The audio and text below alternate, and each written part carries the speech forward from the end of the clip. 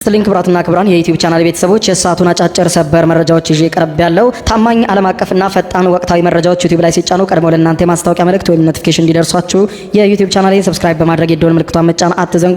ወደ ሰበር መረጃው ስናቀና በቀዳሚነት በተቀጣጠለው የመካከለኛው ምስራቅ ጦርነት የተባበሩት አረብ ኤምሬትስ ከዛሬ ጀምሮ የሚጸና እርምጃ ወስዳለች። ማናቸውም ኢራናዊ ወደ ግዛቴ ከእንግዲህ እንዳይመጣ የአውሮፕላን ማረፊያዎችን እንዲሁም አውሮፕላኖችም ከእንግዲህ ኢራናዊ ጭነው አይጓዙም ስትል አውጃለች። በዚህ ጉዳይ ያወጣችውን ክልከላ በስፋት የማስደምጣችሁ ይሆናል። በሌላ በኩል ሰበር ዜና ከኢራቅ ተሰምቷል። የሆርሙዝ ወሽመጥን በተመለከተ ማለት ነው። የኢራኑ ፕሬዝዳንት መሱድ ፔዜሽኪያን ሆርሙዝ ሰርጥን አስመልክተው ከሰዓታት በፊት የሰጡትን መግለጫ የማስደምጣችሁ ነው የሚሆነው። እንዲሁም መሱድ ፔዜሽኪያን የኢራን ፕሬዝዳንት ከአውሮፓ ጋር በስልክ መነጋገራቸውም ተመልክቷል። ከአውሮፓ ጋር በነበራቸው ንግግር ምን አሉ? በዝርዝር የምታደምጡት ሌላኛው ጉዳይ ነው የሚሆነው። እንዲሁም ጦርነቱ በፍጥነት እንዲቋጭ በሚል ቻይናና ፓኪስታን ባለ 5 ነጥብ የሰላም እቅድ ይዘው መቅረባቸው ተዘግቧል። ጉዳዩን በተመለከተ በስፋት የምታደምጡት ዘገባ ይኖራል። በሌላ በኩል ደግሞ ክቡራን አድማጮች እንዲሁም እስራኤል ወደ ሊባኖስ ዘልቃ ገብታ ጥቃት መፈጸም ከጀመረች ሳምንታት መቆጠሩ ይታወቃል። ይህንን ተከትሎ ታዲያ እስራኤል በዛሬው ዕለት እንዳስታወቀችው ከሆነ ጦሯ ዘልቆ ገብቶ በሊባኖስ ውስጥ የያዘውን ቦታ ለቆ እንደማይወጣና እዚያው እንደሚቆይ በአካባቢው የነበሩ ከ600 ሺህ በላይ የሚሆኑ መኖሪያ ቤቶችን ሙሉ በሙሉ እንደሚያፈርስና ነዋሪዎችም ወደ ቀያቸው ከእንግዲህ መመለስ እንደማይችሉ አሳውቋል። ይህ እቅድ በከፍተኛ ሁኔታ በአውሮፓውያን ዘንድ ተቃውሞ ቀርቦበታል። ዝርዝሩን የማስደምጣችሁ ይሆናል። እስከ ፍጻሜ ቆዩ። እነዚህ ያስተዋወቅኳችሁና ሌሎችም በርከት ያሉ መረጃዎችን አስደምጣችኋለሁ። አብረን እንከታተለው። በቀደም በመካከለኛው ምስራቅ የተቀሰቀሰው ጦርነት አሁንም ተባብሶ የቀጠለ ሲሆን ሀገራት በጦርነቱ ምክንያት የተለያዩ እርምጃዎችን መውሰድ ቀጥለዋል። በጦርነቱ ከፍተኛ ኪሳራ ካስተናገዱና እያስተናገዱ ካሉ ሀገራት መካከል ቀዳሚ የሆነችው የተባበሩት አረብ ኤምሬትስ ናት። ኤምሬትስ ዛሬ ባወጣቸው አስቸኳይ መግለጫ አሁኑኑ ተግባራዊ ይሁን ስትል ባሳለፋቸው ውሳኔ እንዳሳወቀችው ከሆነ ከዚህ በኋላ ኤምሬትስ በሯ ለኢራናውያን ዜጎች ሙሉ በሙሉ ዝግ መሆኑን አስታውቃለች። ከዛሬ ጀምሮ እንደሚጸና በተነገረው የኤምሬትስ ውሳኔ እንደታየው ከሆነ ኢራናዊ ዜጋ ከዚህ በኋላ በተባበሩት አረብ ኤምሬትስ ንብረት በሆኑ አየር መንገዶች መጓጓዝ እንደማይችል፣ ወደ ተባበሩት አረብ ኤምሬትስ ግዛት ወዴትም ከተማ መግባት እንደማይችልና ኢራናዊ ዜጋ የያዘ አውሮፕላንም በግዛቷ እንደማያርፍ ለትራንዚትም ጭምር ማረፍ እንደማይችሉ ኢራናውያን አስታውቃለች። ዛሬ ባወጣችውና ከዛሬ ጀምሮ ላልተወሰነ ጊዜ ይጸናል በተባለው የተባበሩት አረብ ኤምሬትስ ውሳኔ መሰረት ለማናቸውም ኢራናዊ ዜጋ የጉብኝትም ሆነ የስራ ምንም አይነት ቪዛ አይሰጥም ስትልም አስታውቃለች። በአስቸኳይ ስራ ላይ የዋለው ይህ መመሪያን ተከትሎ የተባበሩት አረብ ኤምሬትስ ንብረት የሆኑት ኤምሬትስ ፍላይ ዱባይና ኢታድ የተሰኙ አየር መንገዶች ኢራናዊ ዜጋን ከእንግዲህ በኋላ እንደማይጭኑ ባወጡት መግለጫ አስታውቀዋል። በተለይም እገዳው በቱሪስትና የጉብኝት ቪዛ ያላቸውን ብቻ ሳይሆን ማንኛውንም አይነት የተባበሩት አረብ ኤምሬትስን ህጋዊ የመኖሪያ ፈቃድ ያላቸው የኢራን ዜጎችን ጭምር ያካተተ መሆኑን የጉዳዩን ጥብቅና አሳሳቢነት አጉልቶታል። በተጨማሪም ኤምሬትስ ባወጣችው መመሪያ መሰረት በአሁኑ ወቅት ከተባበሩት አረብ ኤምሬቶች ውጪም የሚገኙ የኢራን ተወላጆች ነዋሪዎች ወደ ሀገሪቱ ወይም ወደ ኤምሬትስ መመለስ የማይችሉ ሲሆን ወደ ሀገሪቱ ለመግባትም የሚያደርጉት ማንኛውንም የቪዛ ማመልከቻ ውድቅ እንደሚደረግም ተገልጧል። ይህ ድንገተኛ ውሳኔ በሁለቱ ሀገራት መካከል ያለውን ግንኙነት ቀጠናዊ ውጥረቱንም ተከትሎ የመጣ ሲሆን በሺዎች የሚቆጠሩ ኢራናውያን መንገደኞችና ነዋሪዎችም ለእንግልትና ለከፍተኛ የጉዞ መስተጓጎል ዳርጓል። የታገዱ የኢራን ዜጎችም ይዘዋቸው የነበሩ ህጋዊ ሰነዶችም ጭምር እዚህ አዲስ የዩኤኢ መመሪያ መሰረት ዋጋ አልባ መሆናቸው ነው የተዘገበ። በዚህ እንዳለ ኢራን ጥቃቷን አሁንም በባህረ ሰላጤው የአረብ ሀገራት ላይ አጠናክራባቸዋለች። በእስራኤልና በአሜሪካ ጥቃት ስር የምትገኘው ኢራን ወደ እስራኤል ከምትተኩሳቸው ሚሳኤሎችን በተጨማሪ በባህረ ሰላጤው አረብ ሀገራት ላይ በአጸፋ የምትወስዳቸው ከባድ እርምጃዎች የአረብ ሀገራቱን ፈትኗቸዋል።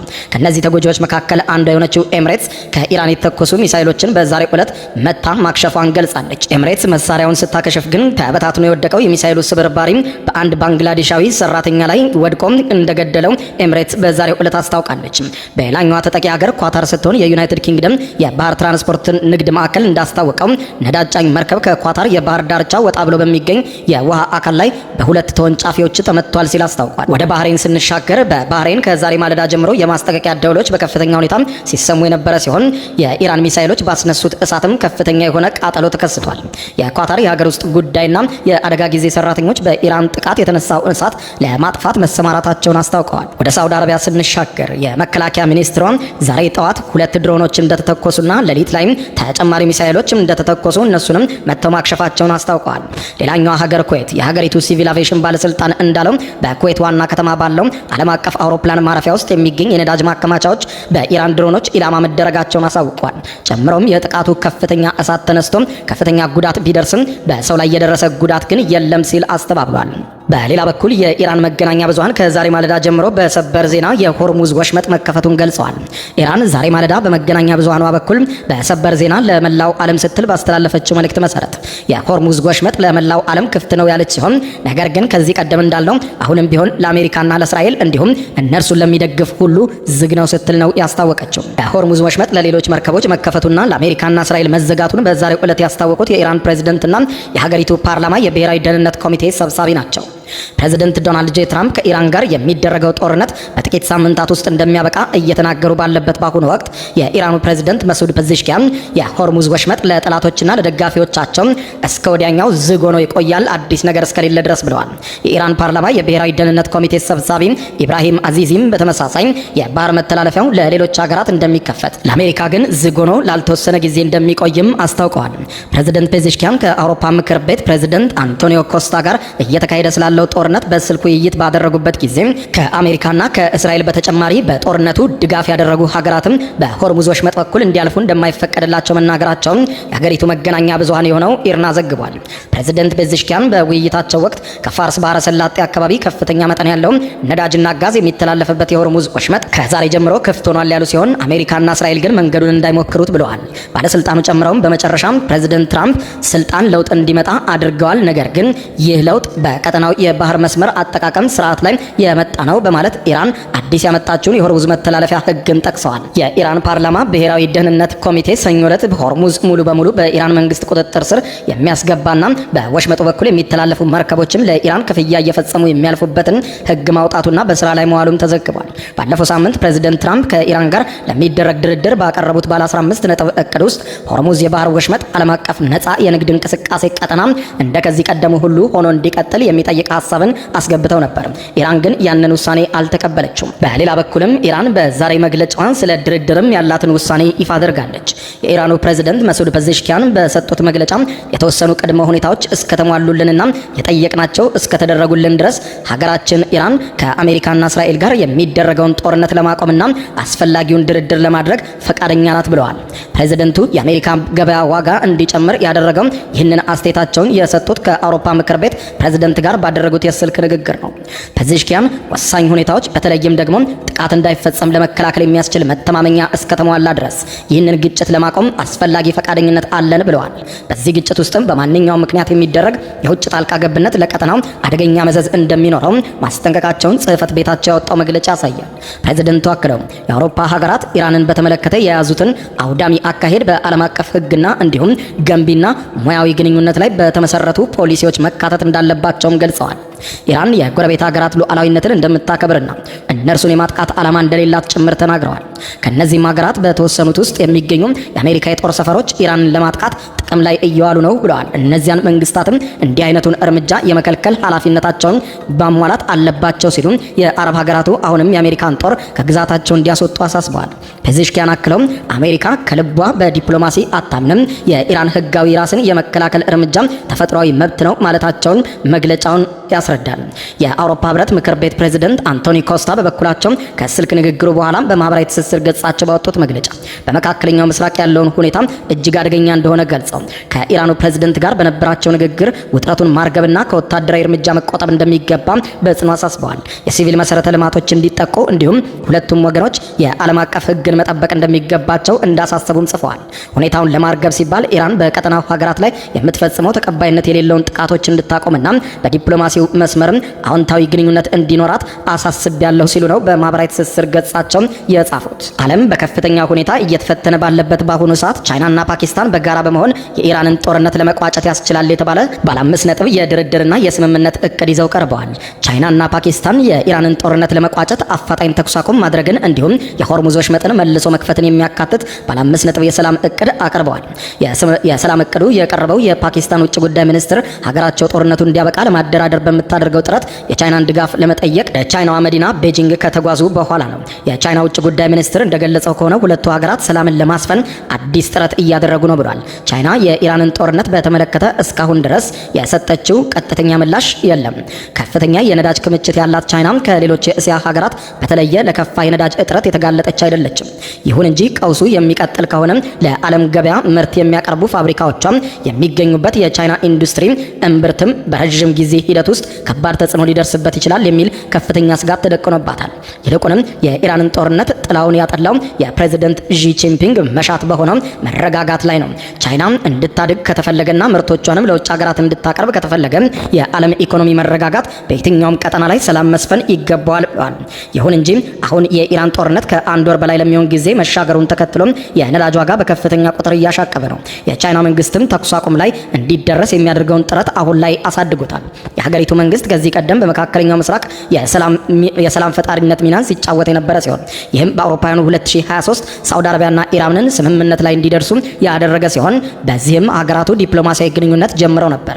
ከአንድ ዓመት በኋላ ደግሞ ከ14 የፊሊስጤም ክንፎች የተውጣጡ መሪዎችም ሰብስበው የብሔራዊ አንድነት መንግስት እንዲመሰረትም አድርጓል።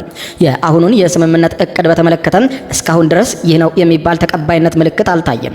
ነገር ግን ይህ ተነሳሽነት እንዲቀጥል ግፊት ማድረግ ፕሬዝደንት ዢ ከሌሎች የዓለም ሀያላን ሀገራት መሪዎች ጋር ሲነጻጸሩ ገለልተኛ አደራዳሪና ሰላም ፈጣሪ ሆነው እንዲወጡ ያስችላቸዋልም ተብሏል። በሌላ በኩል እስራኤል ተቆጣጥራ በምትገኘው የሊባኖስ ግዛት ውስጥ የሚገኙ መኖሪያ ቤቶችን ሙሉ በሙሉ እንደምታፈርስ አስታውቃለች።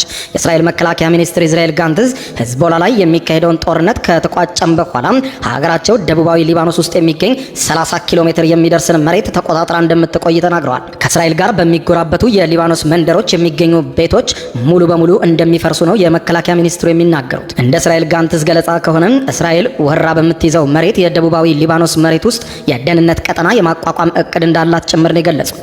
መከላከያ ሚኒስትሩ የዘመቻው ማብቂያ ላይ የእስራኤል መከላከያ ሰራዊት ሊባኖስ ውስጥ የደህንነት ዞን ያቋቁማል፣ የጸረ ታንክ ሚሳኤሎችን ለመከላከል የሚያስችል የመከላከያ መስመርም ይሰፍራል በማለት ገልጸው የሊታኒ ወንዝ አካባቢ በሙሉ ያለውን ደህንነት ይቆጣጠራልም ሲሉ ገልጸዋል። በተጨማሪም ሰሜናዊ እስራኤል ነዋሪዎችን የደህንነትና ዋስትና እስከሚረጋገጥ ድረስ ከሰሜኑ የድንበር አካባቢ ተፈናቅለው የነበሩ ከ600 ሺህ በላይ የደቡብ ሊባኖስ ነዋሪዎች ከሊታኒ በስተደቡብ ወደሚገኘው መኖሪያ ቤታቸው መመለስ ሙሉ በሙሉ እንደተከለከለም ገልጸዋል።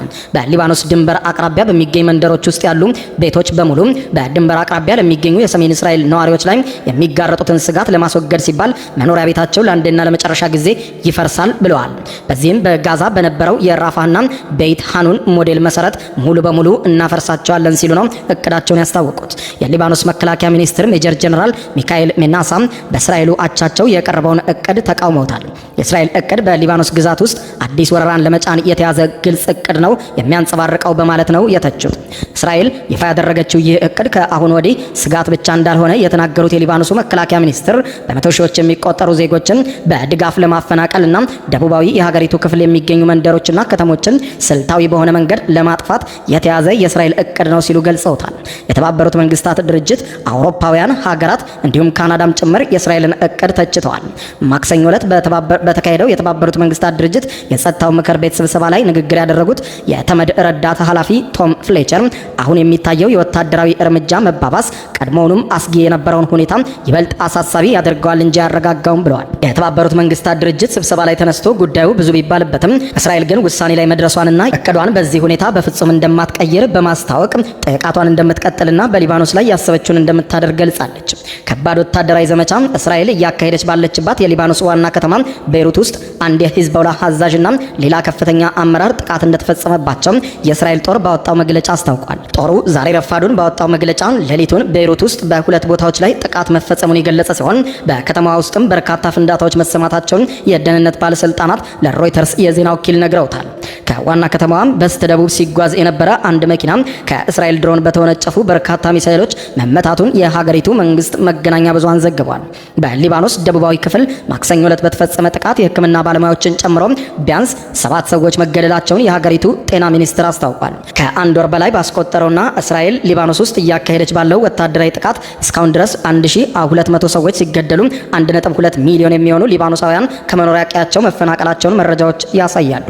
ክቡራን አድማጮች ለሰዓቱ ብታደምጧቸው መልካም ናቸው ያልኳቸው አጫጭር መረጃዎች እነኚህ ናቸው። ከሰዓታት በኋላ በሌላ መረጃ ተመልሰን እስከምንገናኝ በያለንበት የዓለም ዳር ቸር እንቆይ።